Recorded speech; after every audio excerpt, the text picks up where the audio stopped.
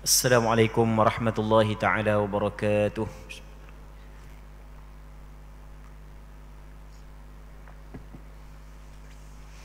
A'udzu billahi minasyaitonir rajim. Bismillahirrahmanirrahim. Alhamdulillahi rabbil alamin wassalatu wassalamu ala asyrafil anbiya'i wal mursalin wa ala alihi wa sahbihi ajma'in. اللهم رب اشرح لي صدري ويسر لي أمري واحلل عقدة من لساني يفقه قولي ولا حول ولا قوة إلا بالله العلي العظيم. اللهم انفعنا بما علمتنا وعلمنا ما ينفعنا وعلمنا ما جهلنا وذكرنا ما نسينا. اللهم يسر ولا تعسر رب تمم بالخير. اللهم افتح علينا فتوح العارفين وفقنا توفيق الصالحين. اللهم لا سهل إلا ما جعلته سهلا وأنت تجعل الحزن إذا شئت سهلا.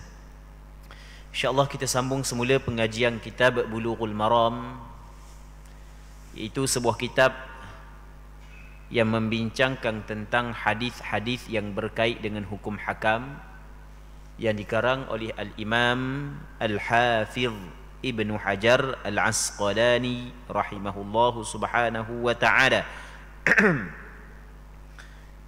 Katanya daripada Ibnu Umar radhiyallahu anhuma, beliau berkata, Sa'ala fulanun faqala ya Rasulullah, أرأيت أن لو وجد أحدنا امرأته على فاحشة كيف يصنع؟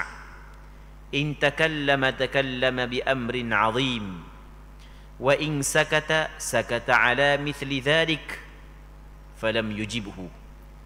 فلما كان بعد ذلك أتاه فقال إن الذي سألتك عنه قد ابتليت به.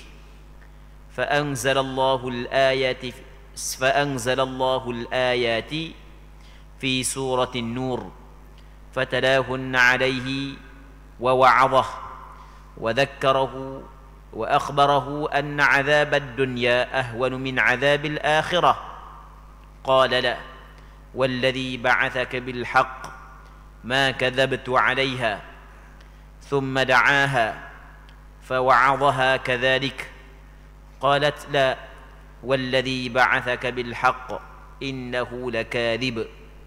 فبدأ بالرجل فشهد 4 شهادات بالله ثم ثنى بالمرأة ثم فرق بينهما. Maksudnya, si fulang bertanya, wahai Rasulullah, apa pendapatmu seandainya ada seorang daripada kalangan kami mendapati isterinya melakukan perbuatan keji, yakni berzina? Bagaimana dia harus bertindak? Jika dia berbicara, maka dia berbicara dengan perkara yang besar. Dan jika dia diam, maka dia diam di atas perkara yang seperti itu. Baginda sallallahu alaihi wasallam tidak menjawabnya. Muslimin muslimat yang dirahmati oleh Allah Subhanahu wa taala, hadis ni panjang lagi. Kita nak huraikan dulu, nanti kita akan sambung balik baca terjemahan bagi hadis ini. Jadi Abdullah bin Umar bin Al-Khattab menceritakan kepada kita bahawasanya pernah berlaku di zaman Rasulullah sallallahu alaihi wasallam, ada seorang lelaki mari jumpa dengan Nabi sallallahu alaihi wasallam. Kemudian dia khabar kepada Rasulullah, wahai Rasulullah, apakah pandanganmu wahai Rasulullah? Cuba gak ceritakan apa sikit. Andai kata seorang lelaki mendapati isterinya berzina, kalau dia berdiam diri, tutup mulut, dak pakai awak senyap lagu tu, kalau dia bercakap tentang perkara tersebut, maka dia telah bercakap tentang perkara yang cukup besar berlaku kepada keluarga dia, isteri dia. Tapi kalau dia berdiam diri, sama juga dia berdiam diri terhadap suatu perkara yang besar. Muslimin muslimat yang dirahmati oleh Allah Subhanahu wa taala. Ada orang pernah kita sebut sebelum daripada ni diuji dengan isteri yang seperti hal hak yang kita cerita saat ni, dan ada juga perempuan yang diuji mendapat suami yang suka berzina. Dalam hal yang berkait dengan berzina ini, seseorang dia tidak boleh menuduh seorang yang lain berzina, melainkan dia kena mendatangkan 4 orang saksi. Kalau dia tidak mendatangkan 4 orang saksi, maka perlu dilaksanakan hukum qadhaf. Hukum dia tuduh orang berzina, dia kena rotang. Ada hukum yang telah ditetapkan oleh Allah Azza wa Jal di dalam Al-Quranul Karim dan ditetapkan oleh Nabi sallallahu alaihi wasallam dalam Al-Quran. Cuma dalam hal yang melibatkan isteri, dia ada hukum yang khusus. Benda hukum yang khusus ini dinamakan sebagai li'an. Nanti kita akan cerita sedikit tentang li'an selepas daripada ni. Baik. Kemudian apabila dia kabur kepada Rasulullah gitu, Rasulullah senyap je. Peringkat awal Rasulullah sallallahu alaihi wasallam dak layang. Senyap je sebab Rasulullah sallallahu alaihi wasallam menanti wahyu daripada Allah Subhanahu wa taala. Kemudian selang beberapa tempoh selepas daripada itu, laki-laki itu datang kembali dan berkata, memberitahu kepada Rasulullah, sesungguhnya yang aku tanyakan kepadamu ya Rasulullah telah menimpaku. Dia khabar benda yang aku tanya itu sebenarnya aku sendiri yang diuji dengan perkara tersebut. Jadi maksud dia telah menuduh isteri dia berzina tanpa dia mendatangkan saksi. Baik. Kemudian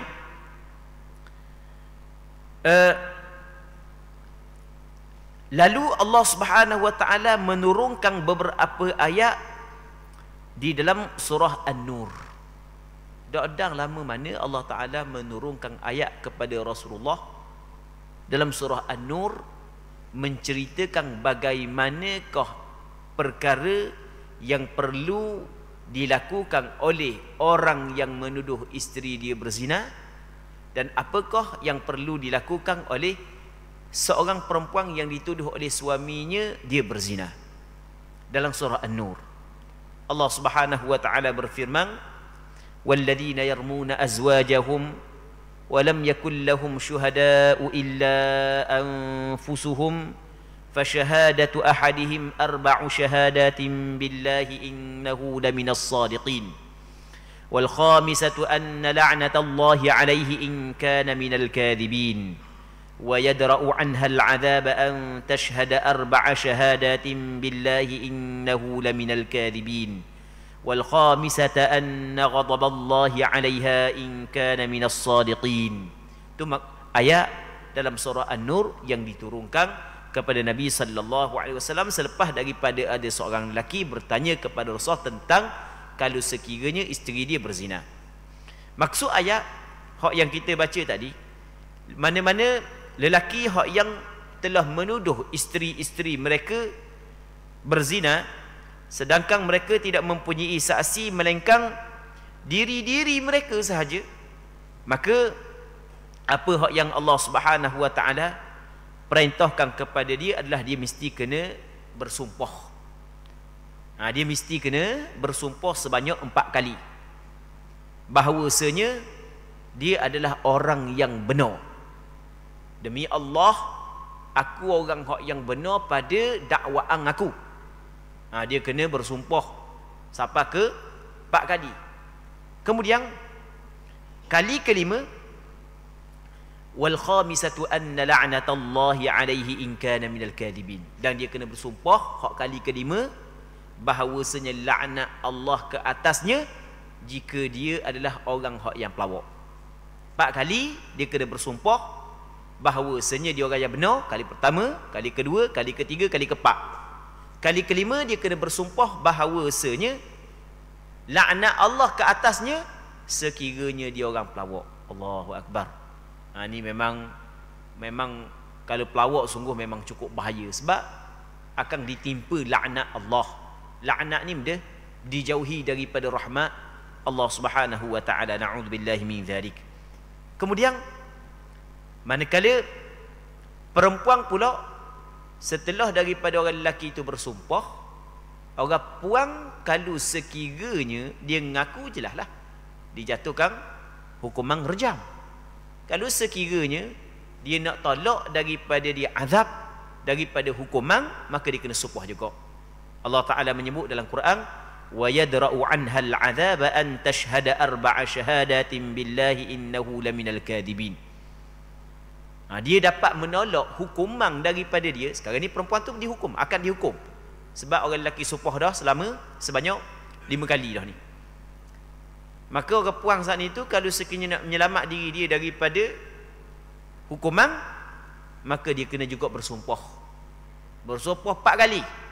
4 kali. Kali pertama dia kena sumpah, demi Allah dia pelawak, demi Allah dia pelawak, sampai 4 kali. Lepas tu Allah Subhanahu wa taala menyebut manakala kali yang kelima, wal khamisata anna ghadaballahi 'alaiha in kana minas sadiqin.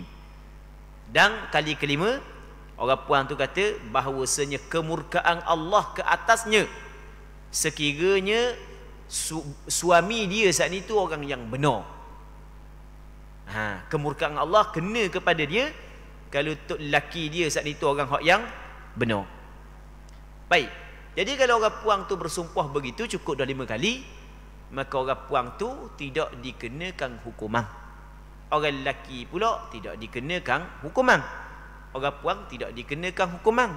Cuma ada hukum-hukum yang lain yang lahir daripada peristiwa perkara tersebut yang dikatakan sebagai li'an saat itu. Ada benda yang lain yang berlaku, nanti kita akan baca hadis dulu. Kemudian katanya, lalu baginda sallallahu alaihi wasallam membacakannya kepadanya. Apabila ayat tu Rasul baca ayat tersebut. Kemudian baginda sallallahu alaihi wasallam menasihatinya dan mengingatkannya serta memberitahukan kepadanya bahawa azab dunia lebih ringan daripada azab akhirat. Masa Rasulullah suruh dia bersumpah, maka Rasulullah sallallahu alaihi wasallam memberi peringatan kepada dia. Ni bagi orang yang duduk pada tempat hakim ketika ada kes li'an, maka dituntut kepada hakim tersebut dia kena buat sebagaimana Rasulullah sallallahu alaihi wasallam buat. Jadi masa dia nak bersumpah, khususnya pada kali yang kelima. Sebab kali yang pertama, kali kedua, kali ketiga, kali empat, kali kelima tu dia akan kata laknat Allah ke atas dia. Masa tu hakim kena pesan, sebelum daripada bersumpah kali kelima ni, aku nak bagi peringatan kepadamu, aku nak bagi pesanan kepadamu, aku nak bagi nasihat kepadamu bahawasanya kalau mu tak betul, mu ngaku tak betul. Kalau mu pelawak, mu kena ngaku pelawak, dan mu akan dikenakan hukuman sebab aja kerana mu tuduh orang zina. Dan mu kena ingat hukuman di atas dunia jauh lebih ringan berbanding dengan hukuman di akhirat. Baik. Ni hak yang Rasulullah sallallahu alaihi wasallam memberi peringatan kepada dia. Yang begitu juga mana-mana hakim hak yang dilantik untuk menjalankan hukuman tersebut mesti, ataupun menjalankan hukuman proses tersebut mesti dia kena ucap sebagaimana hak yang Rasulullah sallallahu alaihi wasallam ucap kepada lelaki ini. Kemudian katanya lagi, orang itu berkata, tidak, aku tidak akan berundur daripada perkataanku sama sekali, wahai Rasulullah, demi zat yang mengutusmu dengan kebenaran. Dia bersumpah demi Allah yang mengutusmu dengan perkara yang benar. Dia bersumpah. Dia kata lagu mana? Aku tidak berdusta tentangnya. Hak yang aku kabur, aku nak pelawak sikit pun betul. Kemudian baginda sallallahu alaihi wasallam memanggil isterinya pula, panggil bini dia, mari. Jadi apabila panggil bini dia bagi, maka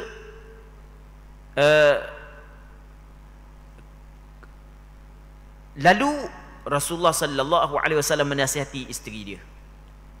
Wanita itu berkata, tidak, demi zat yang mengutus anda dengan kebenaran, sesungguhnya dia telah berdusta. Jadi apabila bini dia mari, maka Rasulullah bagi nasihat pula kepada orang puang. Jadi sekarang ni, kalau awak mengaku, awak perlu menjalankan hukuman rejam sampai mati. Rasulullah bagi nasihat. Rasulullah sallallahu alaihi wasallam sebut bahawasanya rejam sampai mati dikirakan hukuman di atas dunia, sebenarnya dia jauh lebih ringan berbanding dengan hukuman di negeri akhirat. Sebab hukuman di negeri akhirat, Allahu Akbar, teruk sungguh. Jadi Rasul bagi nasihat kepada dia. Kemudian dia memutuskan bahawasanya tok lelaki dia adalah pelawak. Dia pun bersumpah depan Nabi sallallahu alaihi wasallam. Lalu beliau memulai dengan suami, maka dia bersaksi 4 kali dengan nama Allah. Kemudian baginda melanjutkannya dengan wanita itu. Kemudian baginda sallallahu alaihi wasallam memisahkan keduanya. Mula-mula Rasul bagi nasihat dulu, mari panggil, lepas tu dia pun berpegang juga. Ulang sekali lagi gini. Mula-mula dia mari jumpa dengan Rasulullah, lepas tu dia khabar isteri dia berzina. Maka Rasulullah sallallahu alaihi wasallam nasihat kepada dia. Nasihat. Baik, dia pun tetap mempertahankan bahawasanya hak yang dakwaan dia adalah hak yang betul. Memang betul. Kemudian Rasul suruh panggil isteri dia. Lepas tu Rasul bagi nasihat kepada isteri dia.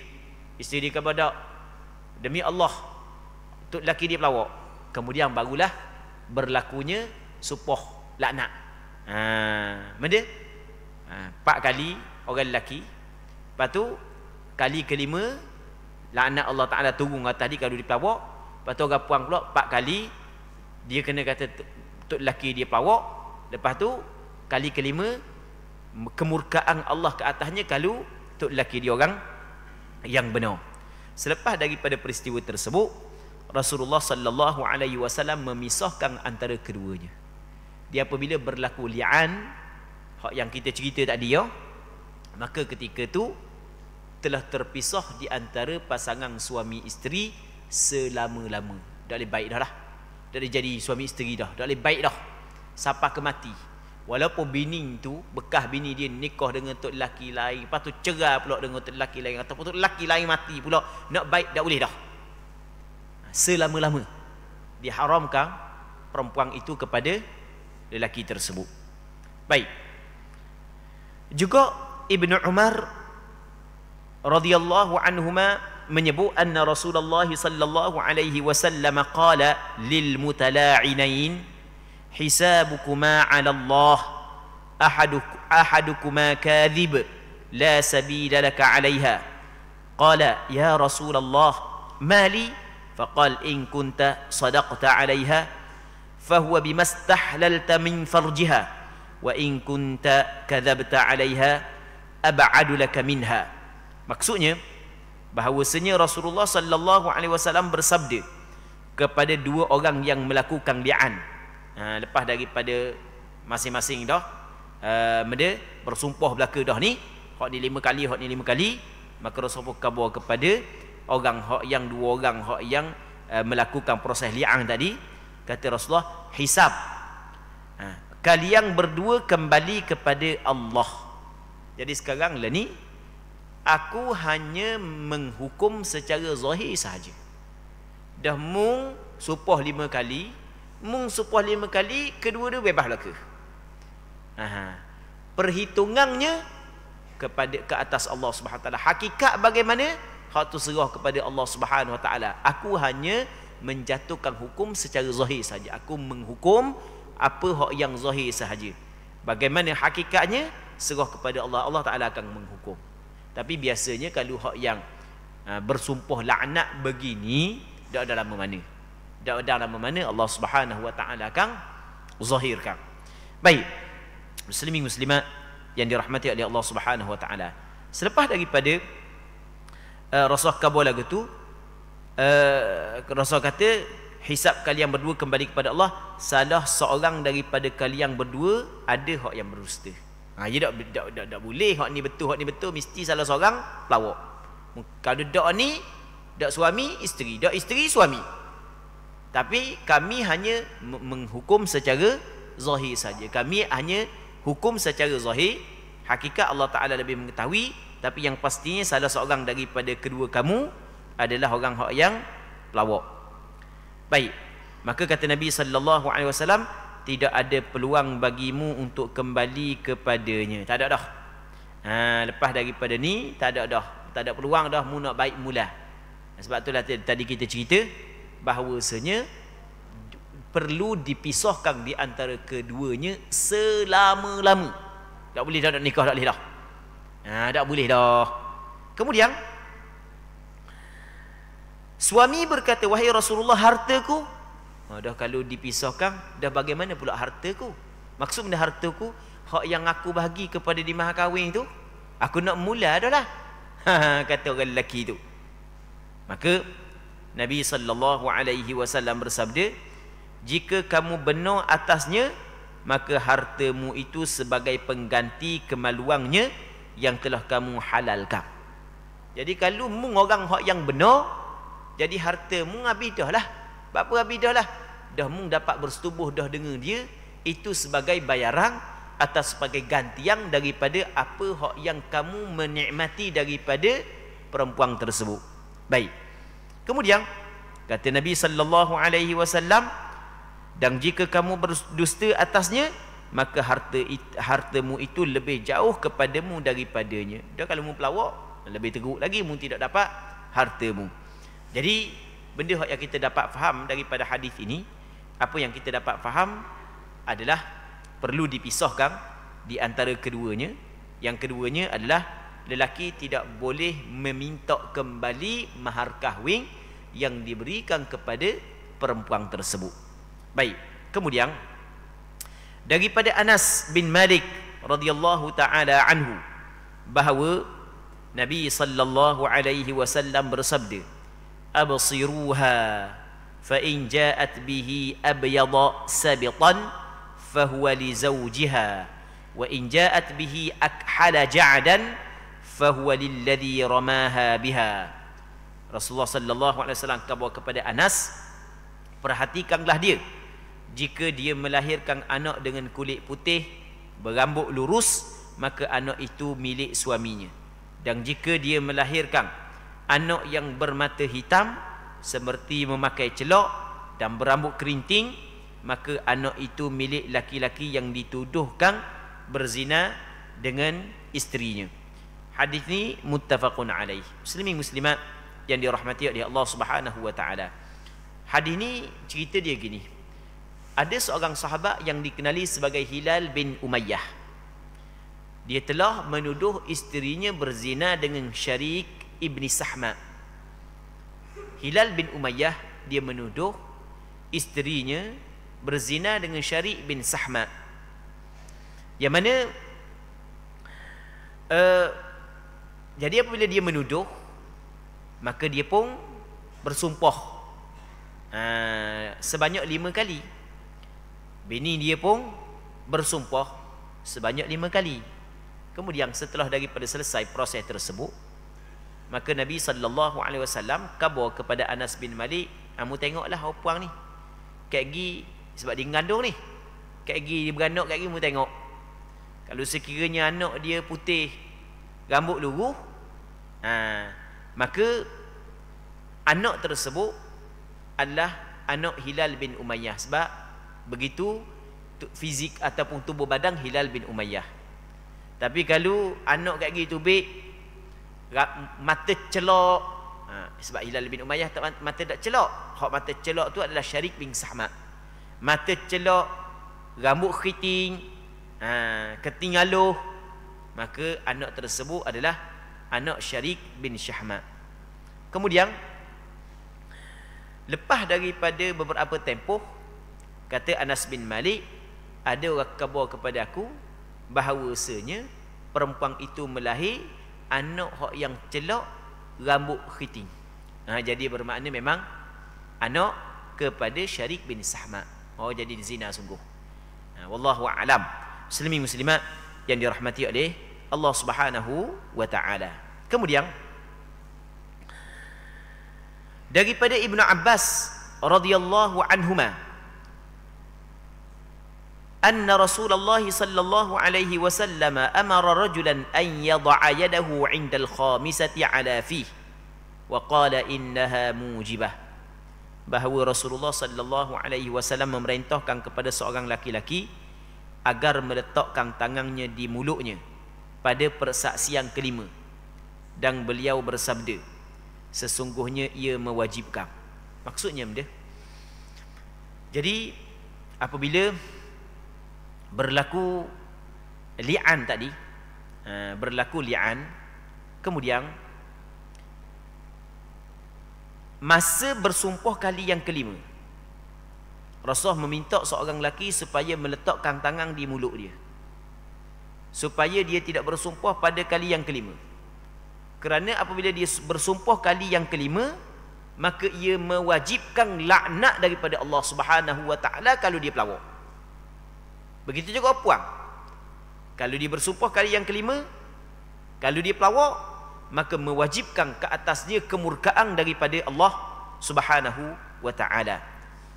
Na'udzubillahi min dzalik. Kemudian daripada Sahal bin Sa'ad fi qissatil mutala'idain qal falamma faragha min tala'unihima qal kadhabtu 'alayha ya Rasulullah in amsaktuha fatallaqaha thalathan qabla an ya'murahu Rasulullah sallallahu alaihi wasallam. Daripada Sahal bin Sa'ad tentang kisah dua orang yang melakukan li'an, beliau berkata, ketika keduanya menyelesaikan li'an, si suami berkata, aku berdusta terhadapnya wahai Rasulullah jika aku tetap mempertahankannya. Lalu dia mentolakkannya dengan tolak 3 sebelum Rasulullah sallallahu alaihi wasallam memerintahkan kepadanya. Jadi lepas daripada berlakunya proses li'an, hak ni sumpah dah 5 kali, hak ni sumpah dah 5 kali, tok laki dia terus menjatuhkan tolak 3. Aku tolak 3 dia. Baik. Lepas dia terus menjatuhkan tolak kepada isteri dia. Dia khabar kepada Rasulullah, Rasulullah, kalau sekiranya aku masih lagi memegang dia sebagai isteri aku nak cerai dia, maka aku pelawaklah kepada dia. Maksudnya aku pelawak kepada dia sebab sekarang ni aku tuduh dia berzina. Aku tak ambuh dah ke dia, tiba-tiba aku masih lagi pegang dia sebagai isteri, maka jadi aku pelawak kepada dia. Jadi untuk menzahirkan bahawa aku sebenarnya memang betul-betul aku cerai dia 3. Baik, muslimin muslimat yang dirahmati oleh Allah Subhanahu wa taala. Kalau sekiranya dia tidak menceraikan 3 sekali pun, tetap dipisahkan di antara dia dengan isteri dia. Tapi dia menceraikan isteri dia dengan talak 3 di hadapan Rasulullah sallallahu alaihi wasallam, sebelum daripada Rasulullah sallallahu alaihi wasallam menyuruhnya melakukan hal yang sedemikian, kerana dia betul-betul nak menzahirkan bahawasanya dia memang cukup takbuh dah kepada bini hak yang jenis perangai lagu tu. Baik. Semoga Allah Subhanahu wa taala menjaga keluarga kita daripada perkara-perkara yang seperti ini. Kita di zaman yang lebih teruk lagi, nisbah kepada fitnah. Tambah-tambah zalani pula, orang puan kerja, orang lelaki kerja. Orang puan kerja tak salah sebenarnya. Orang lelaki kerja memanglah nak tanggung anak bini. Orang puan kerja tak salah. Agama tidak melarang orang puan kerja. Tetapi ketika kerja, orang puan kerja saat ni tu, dia mesti kena jaga peraturan-peraturan, syarat-syarat yang ditetapkan oleh syarak. Apabila dia tidak jaga peraturan dan syarat, sama juga dengan orang lelaki. Apabila ada orang puan di tempat kerja, dia kena jaga hukum hakam, batasan-batasan yang ditetapkan oleh syarak. Sebab dia buat contoh sebut orang puan kerja, kerana banyak kisah yang berlaku berpunca daripada masalah gini lah. Masalah tempat kerja, rapat dengan orang tu, rapat dengan bos, duk main gurau dengan sama-sama staf, akhirnya hacul lebu rumah tangga. Dan benda ni bukan kes terpencil di zaman kita. Benda ni bukan kes terpencil di zaman kita. Semoga Allah Subhanahu Wa Taala melindungi kita semua. Masing-masing pakat galak gatal belaka kata ia jadi lagu tu sebab sesuai dengan nafsu. Mu galak, aku galak. Hak muda cara hak muda, hak tua cara hak tua. Dia pakat jadi galak gatal belaka. Ni benda realiti, kita cover benda realiti. Jadi kita kena jagalah perkara-perkara tersebut. Baik, kalau sekiranya tidak pecah pun, tidak pecah rahsia pun, tidak pecah kejahatan hak yang kita buat pun sekali pun, tetap berada dalam kemurkaan Allah kalau sekiranya tidak bertaubat kepada Allah Subhanahu Wa Taala. Andai kata bertaubat, alhamdulillah, besar mana dosa yang kita buat tetap akan diampunkan oleh Allah Subhanahu Wa Taala. Andai kata kita betul-betul bertaubat, taubat nasuha yang cukup syarat-syarat yang ditetapkan oleh syarak. Muslimin muslimat yang dirahmati oleh Allah Subhanahu Wa Taala. Kemudian daripada Ibnu Abbas radhiyallahu taala anhuma, anna rajulan jaa ila an-nabiy sallallahu alaihi wasallam faqala inna imra'ati la taruddu yada lamis faqala gharribha qala akhafu an tatba'aha nafsi qala fastamti' biha. Bahawa seorang lelaki datang kepada Nabi sallallahu alaihi wasallam dan berkata, sesungguhnya isteriku tidak menolak tangan siapa pun yang menyentuhnya. Beliau, yakni baginda sallallahu alaihi wasallam menjawab, jauhi dia. Dia berkata, aku khawatir diriku tidak tahan. Baginda sallallahu alaihi wasallam bersabda, nikmatilah dia. Hadis ini diriwayat oleh Imam Abu Dawud, Imam Bazzar, dan perawi-perawinya adalah perawi yang thiqah. Muslimin muslimat yang dirahmati oleh Allah Subhanahu Wa Taala. Abdullah bin Abbas menceritakan kepada kita bahawasanya ada seorang lelaki berjumpa dengan Nabi sallallahu alaihi wasallam. Dia pun khabar kepada Rasul. Ada dalam riwayat yang lain, Imam Ibn Hajar dalam kitab Bulughul Maram ada beberapa lafaz hadis ataupun dia telah merengkahkan hadis. Kalau kita tengok dalam riwayat lain ada cerita sikit lagi. Dia mari jumpa dengan Rasulullah. Dia pun khabar kepada Rasulullah. Dia khabar, aku ni ada bini, yang mana bini aku ni adalah orang yang aku cukup sayang. Memang aku cukup sayang sungguh. Tapi masalahnya, dia tidak pernah menolak tangan mana-mana lelaki yang mengholor tangan kepada dia. Mana-mana lelaki yang holor tangan nak sentuh dia, dia tidak menolak. Baik, kata Rasulullah sallallahu alaihi wasallam, kalau gitu cegah dia lah. Buat benda lagi dia jadi binimu. Maka dia pun khabar Rasulullah, masalahnya hamba kalau hamba cegah dia jatuh dalam haram pula lagi. Dah kat mana? Hamba ni terlalu sayang nak dia. Kayak lagi kalau hamba jauhkan dia daripada hamba, hamba pula cari dia. Bukan dia cari hamba. Itu maksud daripada hadis ini.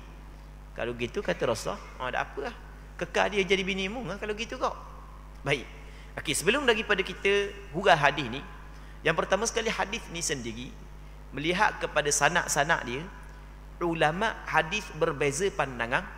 Ada sebahagian daripada ulama hadis menilai hadis ini sebagai hadis sahih, dan ada sebahagian daripada ulama hadis menilai hadis ini sebagai hadis dhaif. Baik, hadis ini sendiri berlaku khilaf di antara ulama hadis, di antara sebahagian ulama hadis menilai hadis ini sebagai hadis sahih, sebahagian daripada ulama hadis menilai hadis ini sebagai hadis dhaif. Baik. Kemudian, itu yang pertama. Yang keduanya, maksud dia tidak menolak tangan lelaki yang menyentuh, maksud dia benda. Berdasarkan kepada pandangan ulama hadis yang menerima hadis ini, maksud dia benda, dia tidak menolak tangan orang lelaki yang menyentuh dia. Ada beberapa maksud. Sebahagian daripada ulama berpandangan bahawasanya dia tak menolak pun mana-mana lelaki yang ngajak dia berzina. Okey, itu satu pandangan. Pandangan yang keduanya adalah dia ni siapa minta dengan dia, dia akan bagi. Tu dia tidak menolak tangan orang yang menyentuh, maksudnya siapa pun minta dengan dia, habis barang rumah dia bagi. Okey, itu pandangan yang kedua. Pandangan yang ketiga adalah bukan dia tidak menolak kalau orang ajak berzina dah. Tapi dia terlalu mudah sangat dengan orang lain, layang orang tu, layang ni. Bukan tak pasal zina pun, tapi habis layang orang datang cakap kita kok dah bini orang dah. Habis layang orang lelaki tu dilayang, orang lelaki ni dilayang. Ni adalah satu penyakit lah. Baik, yang menimpa sebahagian daripada segelintir perempuan. Kemudian Nabi SAW nasihat kepada dia, kalau gitu kok cerailah dia. Dia kata, kalau hamba cerai, hamba pula akan cari dia, sebab orang memang sayang sangat. Maka kata Rasulullah SAW, kalau gitu fastamti' biha. Jadi kalau mengambil keseronokanlah daripada dia, maksudnya kekallah dia menjadi isterimu, tapi dalam masa yang sama mungkin dia didik molek dia. Kemudian hadis teguhnya daripada Abi Hurairah radhiyallahu taala anhu annahu sami'a Rasulullah sallallahu alaihi wasallam yaqul hina nazalat ayatul mutala'inain ayyuma imra'atin adkhalat ala qaumin man laysa minhum falaysat minallahi fi syai' wa lan yudkhilaha Allahu jannatah wa ayyuma rajulin jahada waladahu wa huwa yanzuru ilayhi ihtajaballahu anhu wa fadahahu ala ru'usil awwalin wal akhirin. Bahawa Abu Hurairah pernah mendengar Rasulullah sallallahu alaihi wasallam bersabda ketika ayat tentang dua orang yang melakukan li'an itu turun. Ayat yang kita baca dalam surah An-Nur tadi itu turun. Maka Rasulullah sallallahu alaihi wasallam bersabda, kata Nabi sallallahu alaihi wasallam, wanita mana pun yang memasukkan kepada sesuatu kaum orang yang bukan daripada mereka, maka dia tidak mendapatkan suatu penjagaan daripada Allah, dan dia akan memasukkannya mana terjemahan gini ni, maka dia tidak mendapat sesuatu penjagaan daripada Allah dan dia tidak akan memasukkannya ke dalam syurganya. Itu baru betul terjemahan. Baik, maksudnya kata Rasulullah, mana-mana perempuan yang telah memasukkan orang yang bukan daripada kaum tersebut ke dalam kaum tersebut, maka Allah Subhanahu wa taala tidak akan memberi rahmat kepada perempuan tersebut, dan di akhirat kelak Allah taala tidak akan memasukkannya ke dalam syurga Allah. Maksud dia, apabila seorang perempuan menjadi isteri kepada seorang lelaki, anak yang dilahirkan oleh perempuan tersebut adalah keturunan lelaki itu yang akan menjadi kaum bagi lelaki itu. Tiba-tiba dia pergi berzina dengan orang lain sehingga dia mengandung, akhirnya dinasabkan anak dia saat itu kepada suami dia. Sebenarnya dia telah memasukkan orang lain ke dalam keluarga suami dia, padahal bukan keluarga suami dia.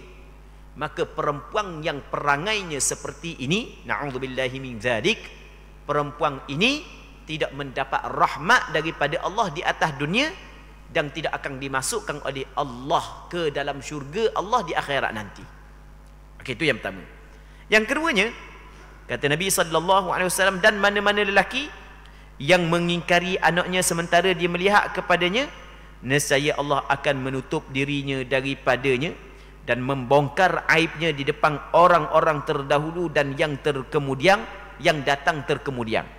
Mana-mana orang lelaki yang menafikan anak dia bersumpah, dia buat li'an untuk menafikan anak dia, bukan anak aku, anak dengan orang lain.